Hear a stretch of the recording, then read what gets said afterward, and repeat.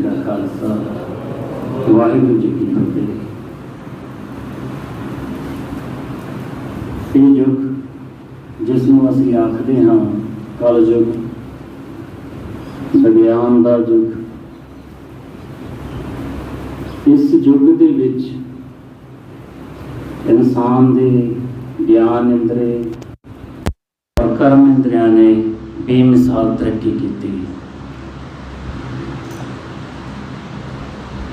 सैकड़े ही हत्थां दा काम अज एक मशीन कर रही है। हत्थां नूं बल मिलिया, पैर जो इंसान की कुछ दूरी तय कर सकती सी, पर अज हवा तो तेज चलण वाले जहाज़ों की काड़ कढ़ी गई, जिस दे राही 24 घंटियां दे विच सारी पृथ्वी का भ्रमण किया जा सकता। पैरां नूं बल मिलिया।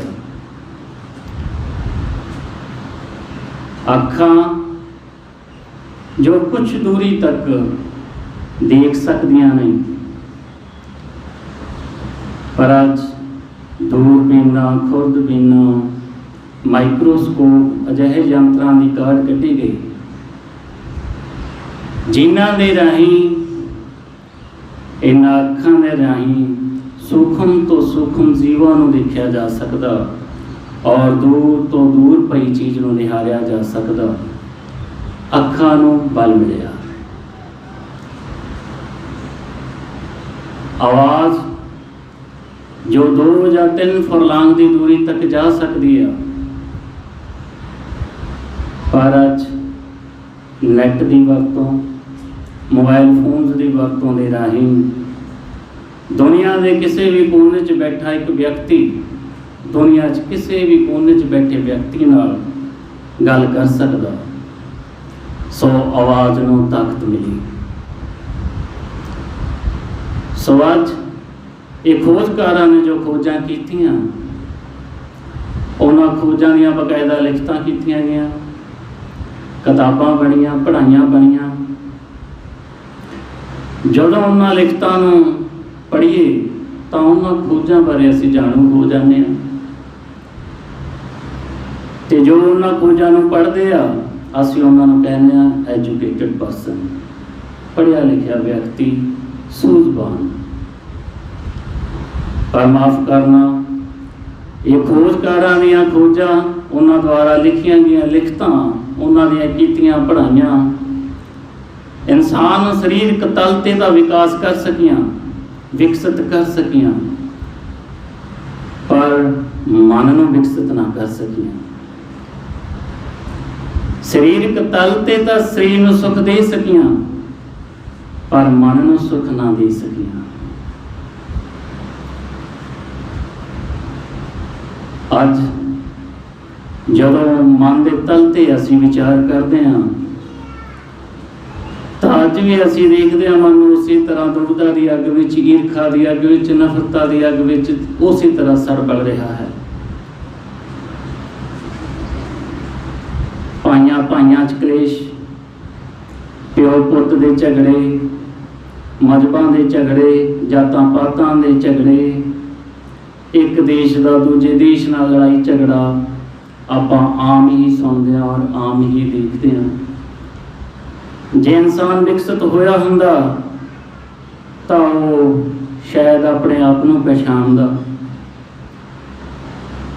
हुण ये जो दुनिया है इस दुविधा की अग विच, ईरखा की अग विच सड़ बल रही है, ते महाराज सानूं बाणी दे विच दसदे आ, दुरमत अगन जगत परजार है कि सारी ही दुनिया जो इस नफरत की अग विच, दुविधा की अग विच सड़ बल रही है।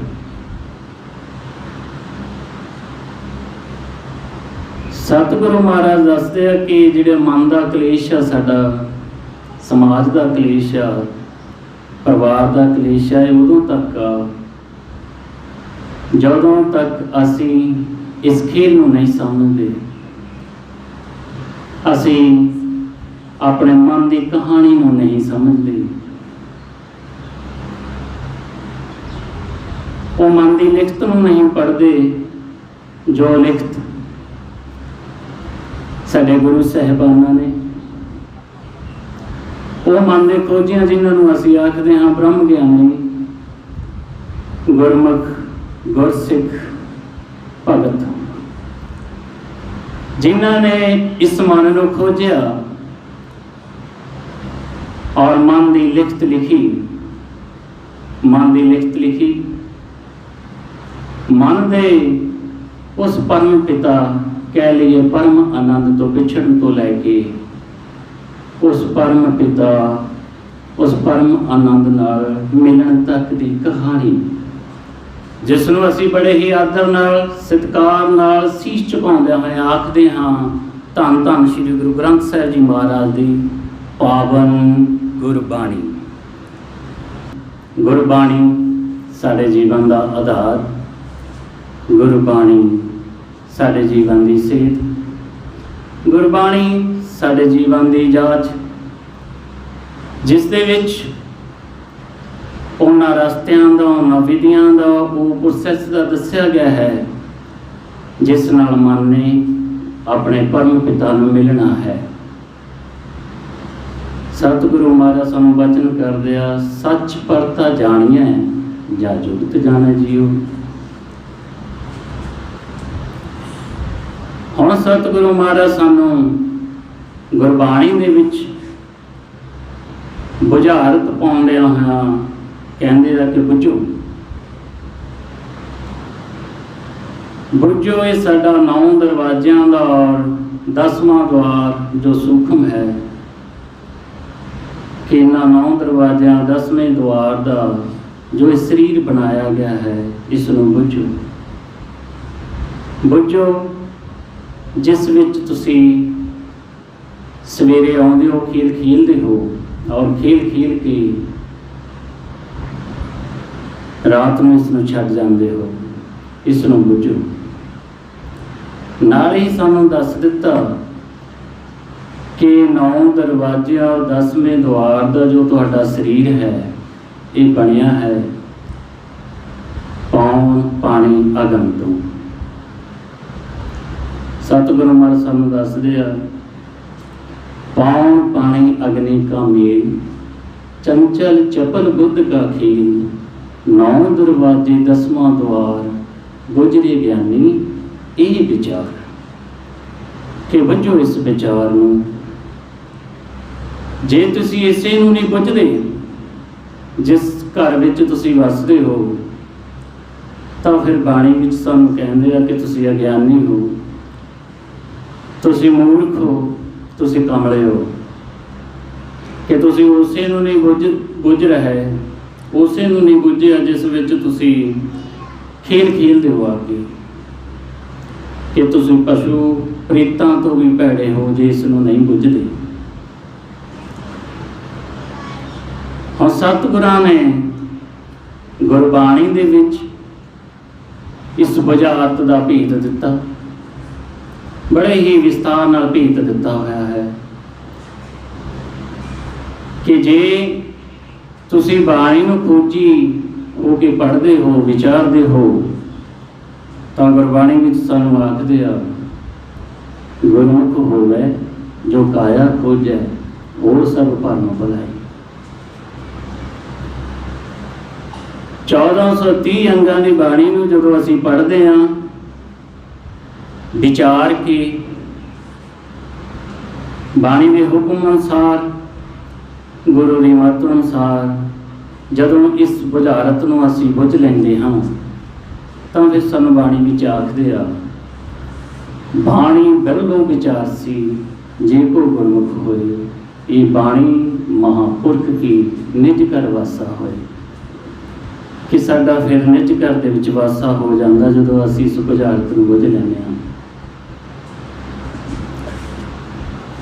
जदों ये असीं बुझ लैंदे हां बुझारत नूं, तां सानूं पता लगदा कि साडा इस विच है की, साडा तां इस विच है ही कुछ नहीं, जो कुछ है वो सारा ही उसी मालक दा है, जो निर्गुण तो इस सरगुण रूप दे विच आया। ते सानूं गुरबाणी विच आखदे आ, कहंदे कबीर मेरा मुझ में किछ नहीं, जो किछ है सो तेरा, तेरा तुझको सौंपते क्या लागे मेरा। तू तो करता तू हुआ मुझ में रहा ना हूँ, जब आपा पर का मिट गया जत देखो तत तो कि सारे पासे जा देखते हैं ततो ही तो है मालिका। फिर सानू पता लगता जो असी झाती मारते हैं कि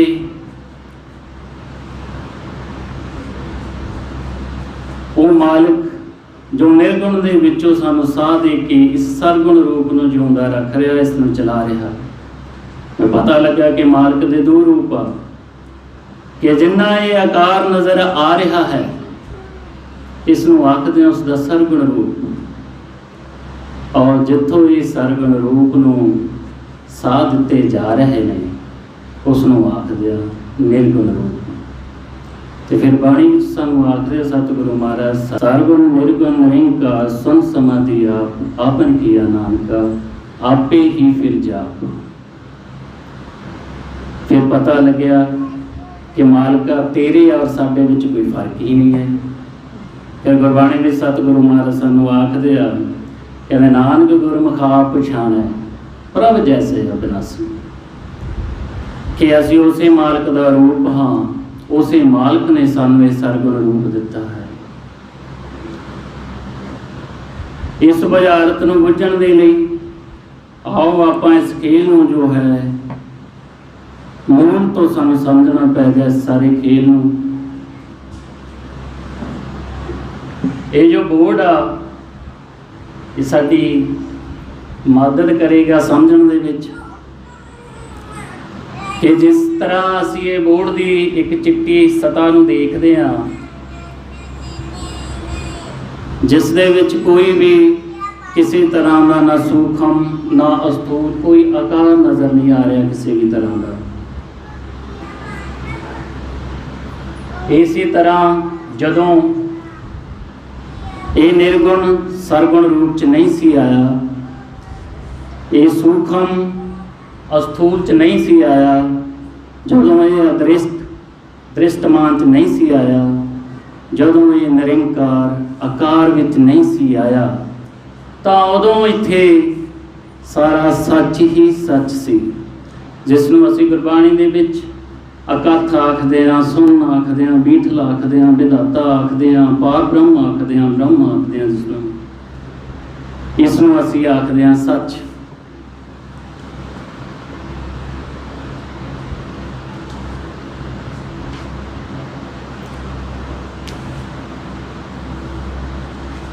जदों सारे किते सच ही सच सी, जिसनूं गुरबाणी विच असीं पढ़दे हां आद सच, जुगाद सच, है भी सच, नानक होसी भी सच। हुण जदों इस सच दे इन्हां नूं फुरना आया कि अपने आप तो खील खिली जाए, तो फिर ये बोले, और जदों ये बोले तो एक बहुत बड़ा धमाका होया, बहुत एक बड़ी आवाज़ आई। जिमें हुण वो मालिक हद्दां तो परे है, अनहद है, तो उसकी जो आवाज़ सी वो धमाका सी, वो भी हद्दां तो परे सी। जिथे जिथे मालिक समाया होया सारे पासे उत्थे उत्थे ही इसकी आवाज़ है, जिसनूं असीं गुरबाणी विच पढ़दे हां अनहदो अनहद वाजे धुन झुनकारे राम। आवाज़ जो एक रस वज रही है सारे किते, वो कण कण दे विच जो मालिक मौजूद आ, इसी तरह उसकी आवाज़ कण कण दे विच मौजूद है। हुण जिस तरह वो जदों आवाज़ आई, उस आवाज़ नूं गुरबाणी दे विच बहुत सारे नाम दिते गए। अनहद तूरे बोलिया गया, किंगरी बोलिया गया, सहज धुन बोलिया गया, तो ज़्यादातर आपां बाणी दे विच जो जिक्र आउंदा उसनूं आखदे शब्द और नाम। जो सच तो आवाज़ आई उसने बोलिया शब्द,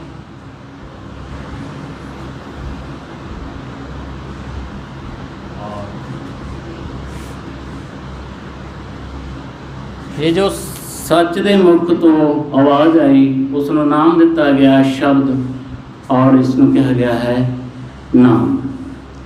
ਹੁਣ जिस तरह उस मालिक का कोई रूप रंग रीख नहीं भीख नहीं, इसी तरह जो उसके मुख की आवाज़ है जिसनों असीं नाम आखते हैं, उसकी भी कोई रूप रंग रीख भीख नहीं।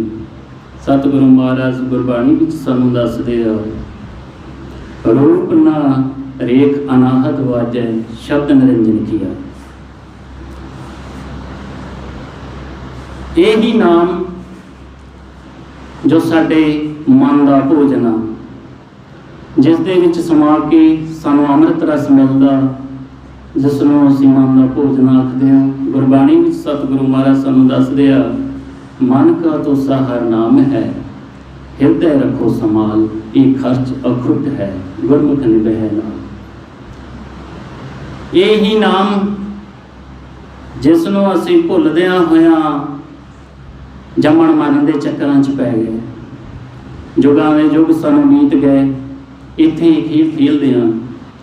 किते असीं किसे जूनी च गए, कदे किसे जूनी दे विच गए, जूनियां च पाउंदिआं होइआं जुग बीतदे होए अज एक कल युग दे विच फिर मालिक ने साडे ते किरपा कीती आ, एक वारी दित्ती आ। इसे नाम दे विच समा के साडा जन्म मरण खंडन होना सी, जिसनों सतगुरु महाराज गुरबाणी विच सानूं आखदे आ, हर दिन हर हर नाम समाने, दुख जन्म मरण भव खंडा है, अविनाशी पुरख पाया परमेश्वर, बहु सो खंड ब्रह्मंडा है। हुण ज्यों ही मालिक बोले, आवाज़ प्रगट हुई जिसनों असीं नाम कहा, नाल ही पैदा हुई पाउण। मुख चो सतगुरु महाराज दे अकाल पुरख जी दे मुख तो नाल ही आई पाउण।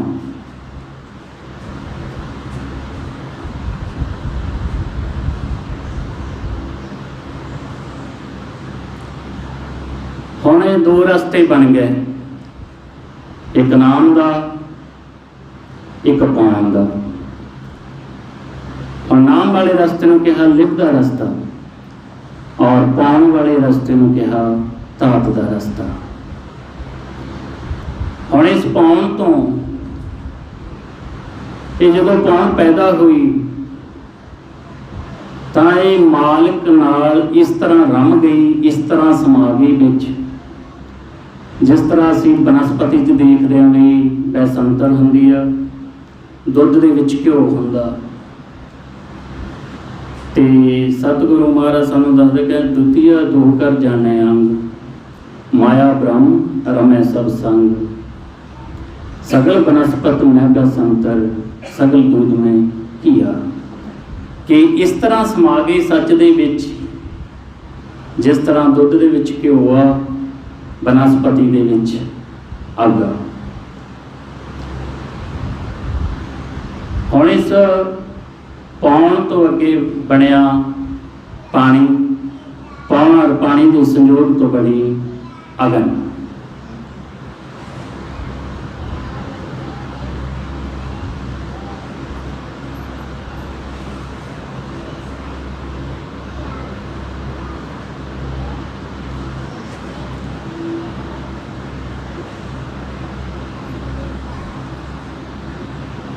हुण जदों पाउण पानी बैसंतर तिन्नां दा संयोग होया, तो जिथे सानूं सच नज़र आ रहा सी, उत्थे एक धुंदूगरा नज़र आउण लग्या।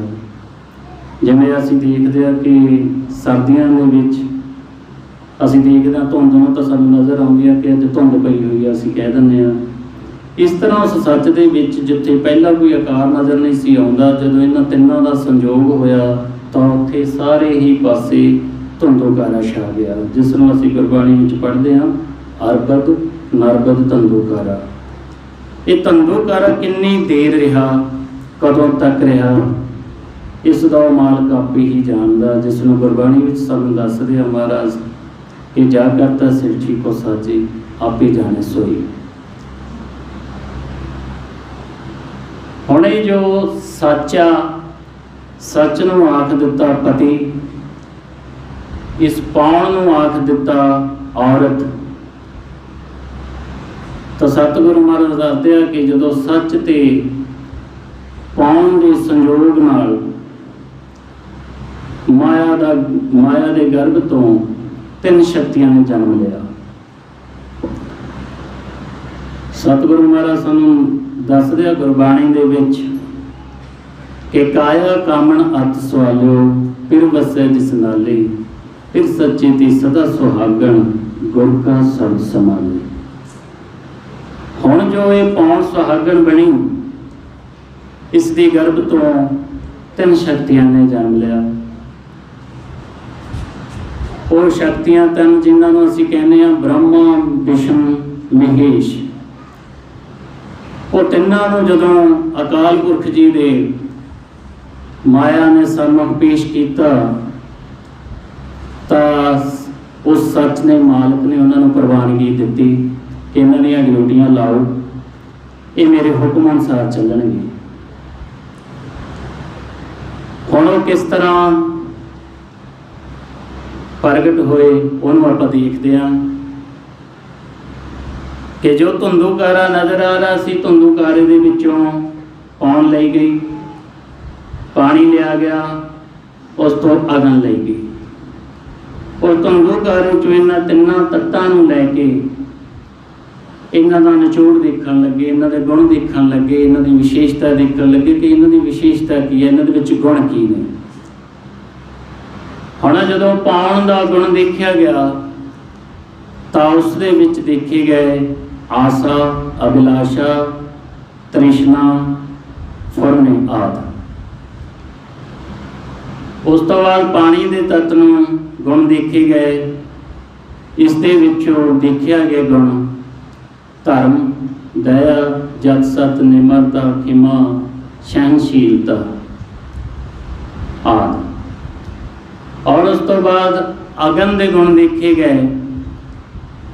ਅਗਨ ਦੇ ਗੁਣ ਦੇਖੇ ਗਏ ਕਾਮ, ਕ੍ਰੋਧ, ਲੋਭ, ਮੋਹ, ਹੰਕਾਰ, ਨਿੰਦਿਆ, ਚੁਗਲੀ, ਦੁਬਦਾ, ਈਰਖਾ, ਇਹ ਸਾਰੇ ਜੋ ਅਗਨ ਦੇ ਗੁਣ ਦੇਖੇ ਗਏ। ਹੁਣ ਇਹਨਾਂ ਗੁਣਾਂ ਨੂੰ ਨਾਮ ਦਿੱਤਾ ਗਿਆ। ਕੌਣ ਨੂੰ ਨਾਮ ਦਿੱਤਾ ਗਿਆ? ਰਜੋਗੁਣ। ਪਾਣੀ ਨੂੰ ਨਾਮ ਦਿੱਤਾ ਗਿਆ ਸਤੋਗੁਣ ਤੇ ਅਗਨ ਨੂੰ ਦਿੱਤਾ ਗਿਆ ਨਾਮ ਤਮੋਗੁਣ।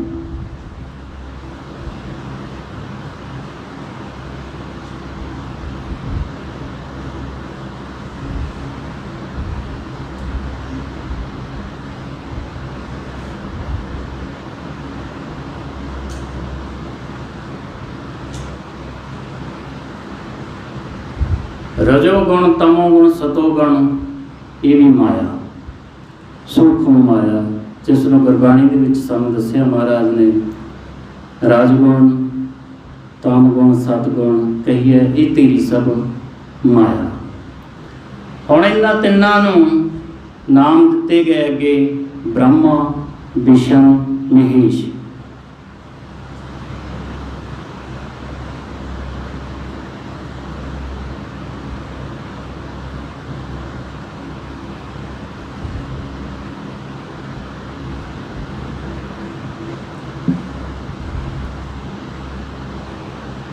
ਹੁਣ ਜਦੋਂ ਤੱਕ ਤਿੰਨੇ ਸ਼ਕਤੀਆਂ ਮੌਜੂਦ ਨੇ ਉਸਦੇ ਹੁਕਮ ਅਨੁਸਾਰ ਇਹ ਚੱਲਣਗੀਆਂ, ਤਦ ਤੱਕ ਇਹ ਸਾਡੇ ਸੰਸਾਰ ਦੀ ਉਤਪਤੀ ਹੁੰਦੀ ਰਹੇਗੀ, ਇਹ ਸੰਸਾਰ ਚੱਲਦਾ ਰਹੇਗਾ। ਇਹ ਤਿੰਨੋਂ ਸ਼ਕਤੀਆਂ ਸਾਡੇ ਹਰ ਇੱਕ ਆਕਾਰ ਦੇ ਵਿੱਚ, ਹਰ ਇੱਕ ਆਕਾਰ ਦੀ ਕਾਇਆ ਦੇ ਵਿੱਚ ਮੌਜੂਦ ਨੇ। ਔਰ ਸਤਿਗੁਰੂ ਮਹਾਰਾਜ ਸਾਨੂੰ ਦੱਸਦੇ ਇਸ ਕਾਇਆ ਅੰਦਰ ਬ੍ਰਹਮਾ, ਵਿਸ਼ਨੂੰ, ਮਹੇਸ਼ਾ ਜਿਤ ਉਪਤ ਸਭ ਸੰਸਾਰਾ, ਕਿ ਜਿਸ ਨਾਲ ਇਸ ਸੰਸਾਰ ਦੀ ਸਾਰੇ ਦੀ ਉਤਪਤੀ ਹੋ ਰਹੀ ਹੈ।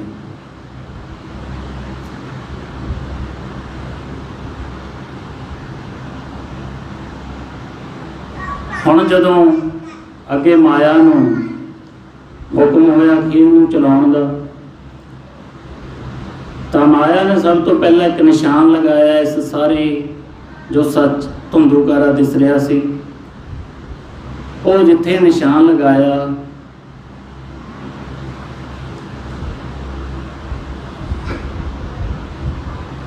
ਇਸ ਤੋਂ ਉੱਪਰ ਵਾਲੇ ਨੂੰ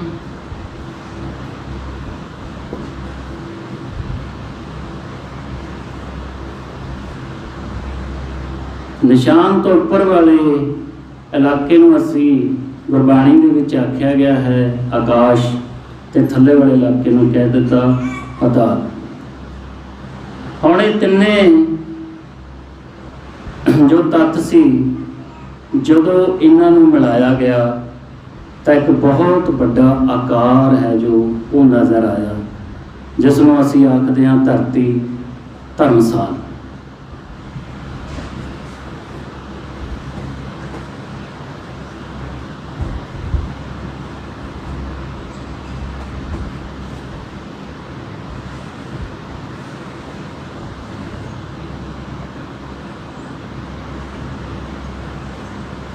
ਧਰਮਸਾਲ ਜਿਵੇਂ ਆਪਾਂ ਦੇਖਦੇ ਹਾਂ ਕਿ ਮੁਸਾਫਰ ਆਉਂਦੇ ਨੇ, ਕੁਛ ਦਿਨ ਠਹਿਰਦੇ ਨੇ ਤੇ ਉਹ ਉੱਥੋਂ ਕੂਚ ਕਰ ਜਾਂਦੇ ਨੇ, ਚਲੇ ਜਾਂਦੇ ਨੇ। ਐਸੇ ਤਰ੍ਹਾਂ ਜਦ ਤੱਕ ਉਸ ਮਾਲਕ ਦਾ ਹੁਕਮ ਹੈ ਇਸ ਧਰਤੀ ਨੂੰ, ਜਦ ਤੱਕ ਉਸ ਦਾ ਹੁਕਮ ਨਹੀਂ ਹੁੰਦਾ ਇਸ ਦੇ ਨਸ਼ਟ ਹੋਣ ਦਾ, ਇਹ ਇਸੇ ਤਰ੍ਹਾਂ ਰਹੇਗੀ ਧਰਮਸਾਲ ਦੇ ਰੂਪ ਦੇ ਵਿੱਚ। ਤੇ ਅਸੀਂ ਜਿੰਨੇ ਵੀ ਜੀਵ ਆ ਇਸ ਤੇ ਆਉਂਦੇ ਰਹਾਂਗੇ ਤੇ ਜਾਂਦੇ ਰਹਾਂਗੇ। ਜਿੰਨੀ ਉਸ ਮਾਲਕ ਦੇ ਹੁਕਮ ਅਨੁਸਾਰ ਸਾਨੂੰ ਖੇਲ ਦਾ ਸਮਾਂ ਮਿਲਿਆ ਹੈ, ਉਹ ਖੇਲ ਕੇ ਅਸੀਂ ਇੱਥੇ ਚਲੇ ਜਾਣਾ ਹੈ। ਹੁਣ ਜੁਗਤੀ ਪ੍ਰੋਸੈਸ ਢੰਗ ਤਰੀਕਾ ਇਹੋ ਵਰਤਿਆ ਗਿਆ, ਮਾਲਕ ਨੇ ਢੰਗ ਤਰੀਕਾ ਪ੍ਰੋਸੈਸ ਇਹੋ ਵਰਤਿਆ ਜਿਸ ਨਾਲ ਸਾਡੇ ਆਕਾਰ ਪੈਦਾ ਕੀਤੇ। ਪਤਾਲ ਦਾ ਤੱਤ ਛੱਡ ਕੇ ਮਿੱਟੀ ਦਾ ਤੱਤ ਲਿਆ, ਜਿਸ ਦੇ ਨਾਲ ਸਾਨੂੰ ਅਲੱਗ-ਅਲੱਗ ਰੂਪ ਰੰਗ ਦਿੱਤੇ ਜਾਣ ਲੱਗੇ, ਜਿਸ ਨੂੰ ਅਸੀਂ ਗੁਰਬਾਣੀ ਦੇ ਵਿੱਚ ਪੜ੍ਹਦੇ ਹਾਂ। ਪੌਣ ਪਾਣੀ ਅਗਨੀ ਪਤਾਲ, ਤਿਸ ਵਿੱਚ ਧਰਤੀ ਥਾਪ ਰਖੀ ਧਰਮਸਾਲ, ਤਿਸ ਵਿੱਚ ਜੀ ਜੁਗਤ ਕੇ ਰੰਗ, ਤਿਨ ਕੇ ਨਾਮ ਅਨੇਕ ਆਨੰਦ। ਹੁਣ ਸਾਡੇ ਜਿਹੜੇ ਹੈਗੇ ਆ ਆਕਾਰ ਪੈਦਾ ਕੀਤੇ ਅੱਗੇ।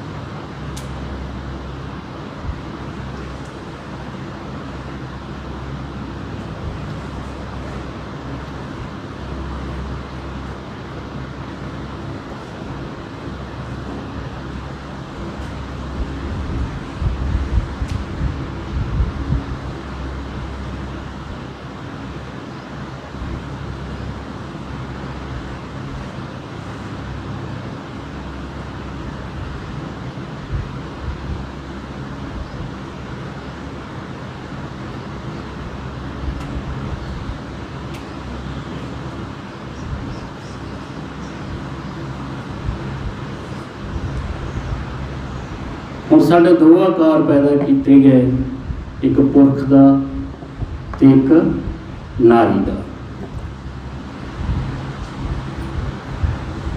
ਹੁਣ ਇਹਨਾਂ ਦੋਹਾਂ ਆਕਾਰ ਜਦੋਂ ਪੈਦਾ ਕੀਤੇ ਮਾਲਕ ਨੇ, ਤਾਂ ਹੁਣ ਆਪਾਂ ਇੱਥੇ ਨਾਲ ਨਾਲ ਸੱਚ ਦੀ ਪਹਿਚਾਣ ਕਰ ਲਈਏ। ਸਾਨੂੰ ਸਤਿਗੁਰੂ ਮਹਾਰਾਜ ਸੱਚ ਦੀ ਪਹਿਚਾਣ ਕਰਾਉਂਦੇ ਆ ਕਿ ਇਸ ਨੂੰ ਅਸੀਂ ਆਖਦੇ ਹਾਂ ਤਨ, ਇਸ ਨੂੰ ਸੱਚ ਨੂੰ ਅਸੀਂ ਆਖਦੇ ਹਾਂ ਹਰ। ਤਾਂ ਸਤਿਗੁਰੂ ਮਹਾਰਾਜ ਹਰ ਮੈਂ ਤਨ ਹੈ, ਤਨ ਮੈਂ ਹਰ ਹੈ, ਸਰਬ ਨਿਰੰਤਰ ਸੋਏ ਦੇ, ਕਹੇ ਕਬੀਰ ਰਾਮ ਨਾਮ ਨਾ ਛੋਡੂ, ਸਹਿਜੇ ਹੋਈ ਸੋ ਹੋਈ ਦੇ। ਸੱਚ ਨੂੰ ਕਹਿ ਦਿੱਤਾ ਬ੍ਰਹਮ, ਸਾਨੂੰ ਕਹਿ ਦਿੱਤਾ ਜਨ। ਸਤਿਗੁਰੂ ਨੇ ਬਾਣੀ ਵਿੱਚ ਦੱਸ ਦਿਆ, ਬ੍ਰਹਮ ਮਹਿ ਜਨ, ਜਨ ਮਹਿ ਪਾਰ ਬ੍ਰਹਮ। ਸੱਚ ਨੂੰ ਆਖ ਦਿੱਤਾ ਗਗਨ, ਕਹਿੰਦੇ ਆਕਾਸ਼ ਗਗਨ ਪਤਾਲ ਗਗਨ ਹੈ, ਚੌਂ ਦਿਸ ਗਗਨ ਰਹਾਈ ਲਈ। ਤੇ ਚਾਰੇ ਪਾਸੇ ਜਿੱਥੇ ਵੀ ਦੇਖਦੇ ਹਾਂ ਅਸੀਂ ਉਹ ਸੱਚ ਹੀ ਸੱਚ, ਗਗਨ ਹੀ ਗਗਨ ਹੈ। ਹੁਣ ਆਪਾਂ ਦੇਖਦੇ ਹਾਂ ਵੀ ਇਹ ਆਕਾਰ ਰੱਖੇ ਕਿੱਥੇ ਗਏ। ਆਪਾਂ ਲੌਜੀਕਲੀ ਸਮਝਣਾ ਇਸ ਨੂੰ ਵੀ ਇਹਨਾਂ ਆਕਾਰਾਂ ਨੂੰ ਕਿੱਥੇ ਰੱਖਿਆ ਗਿਆ। ਇਹਨਾਂ ਆਕਾਰਾਂ ਨੂੰ ਰੱਖਿਆ ਗਿਆ ਸੱਚਖੰਡ ਦੇ ਵਿੱਚ। ਸੱਚਖੰਡ ਦੇ ਵਿੱਚ ਇਹ ਜੋ ਆਲੇ ਦੁਆਲੇ ਆਪਾਂ ਦੇਖ ਰਹੇ ਹਾਂ ਸਾਰਾ ਇਹ ਸੱਚਖੰਡ ਸਾਨੂੰ ਨਜ਼ਰ ਆ ਰਿਹਾ। ਸੱਚਖੰਡ। ਹੁਣ ਅਸੀਂ ਇਹ ਬੁੱਝ ਲਿਆ ਕਿ ਸਾਡਾ ਸਰੀਰ ਕਿਵੇਂ ਹੋਂਦ ਵਿੱਚ ਆਇਆ। ਹੁਣ ਬਾਣੀ ਨੂੰ ਜਦੋਂ ਵਿਚਾਰਦੇ ਗਏ, ਫਿਰ ਵਿਚਾਰ ਕੇ ਅਸੀਂ ਲੱਭਿਆ ਕਿ ਇਸ ਵਿੱਚ ਪਰਿਵਾਰ ਕਿਹੜਾ ਵੱਸਦਾ ਹੈ।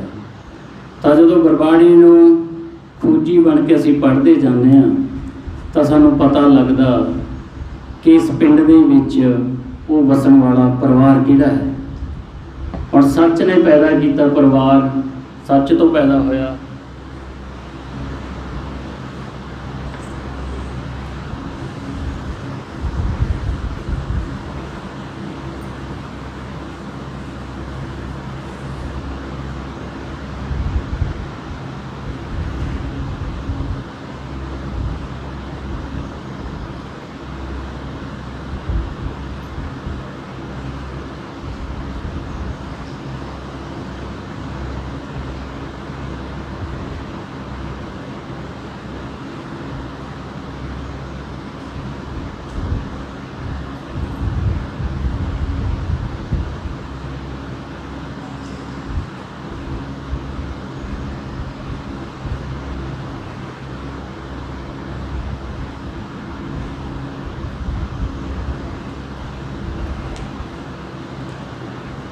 ਹੁਣ ਇਹ ਸੱਚ ਤੋਂ ਪੈਦਾ ਹੋਇਆ ਪਰਿਵਾਰ ਆਤਮਾ, ਮਨ, ਧਰਮਰਾਏ, ਚਿੱਤਰਗੁਪਤ, ਜਮ, ਕਾਲ, ਤ੍ਰੈ ਗੁਣ।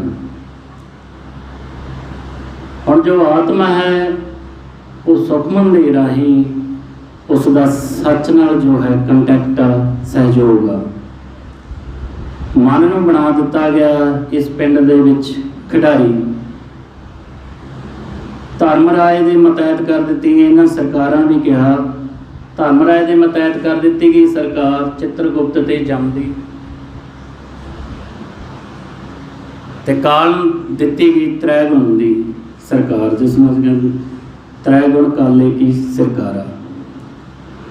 ਹੁਣ ਇਸ ਸਾਰੇ ਪਰਿਵਾਰ ਨੂੰ ਇਸ ਪਿੰਡ ਦੇ ਵਿੱਚ ਵਸਾਇਆ ਗਿਆ।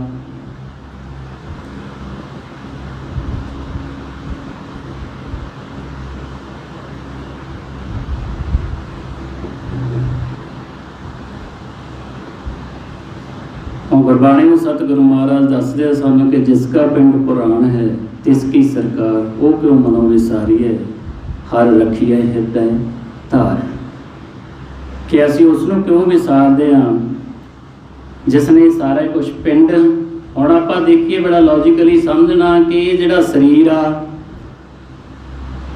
ਇਹ ਕਿਸ ਨੇ ਬਣਾਇਆ ਤੇ ਕਿੱਥੋਂ ਬਣਿਆ। ਇਹ ਬਣਿਆ ਸੱਚ ਤੋਂ, ਕਿਉਂਕਿ ਸੱਚ ਤੋਂ ਪੌਣ ਬਣੀ, ਪੌਣ ਤੋਂ ਪਾਣੀ ਬਣਿਆ ਤੇ ਅਗਨ ਬਣੀ। ਤੇ ਹੁਣ ਜਿਹੜਾ ਇਹ ਪਰਿਵਾਰ ਆ ਇਹ ਵੀ ਕਿੱਥੋਂ ਬਣਿਆ? ਸੱਚ ਤੋਂ। ਪਿੰਡ ਵੀ ਸੱਚ ਨੇ ਬਣਾਇਆ ਤੇ ਇਸ ਵਿੱਚ ਵਸਣ ਵਾਲਾ ਜਿਹੜਾ ਪਰਿਵਾਰ ਆ ਉਹ ਵੀ ਸੱਚ ਨੇ ਬਣਾਇਆ। ਤਾਂ ਸਾਡਾ ਇਹਦੇ ਵਿੱਚ ਕੀ ਆ?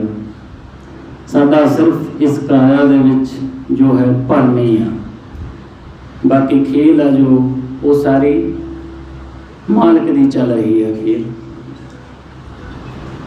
ਹੁਣ ਆਪਾਂ ਦੇਖੀਏ ਲੌਜੀਕਲੀ ਸਮਝੀ ਕਿ ਮਾਲਕ ਨੇ ਜੋ ਇਹ ਪਿੰਡ ਬਣਾਇਆ, ਇਹਦੇ ਵਿੱਚੋਂ ਜੇ ਪੁੱਛੀਏ ਆਪਾਂ, ਪੁੱਛਿਆ ਜਾਵੇ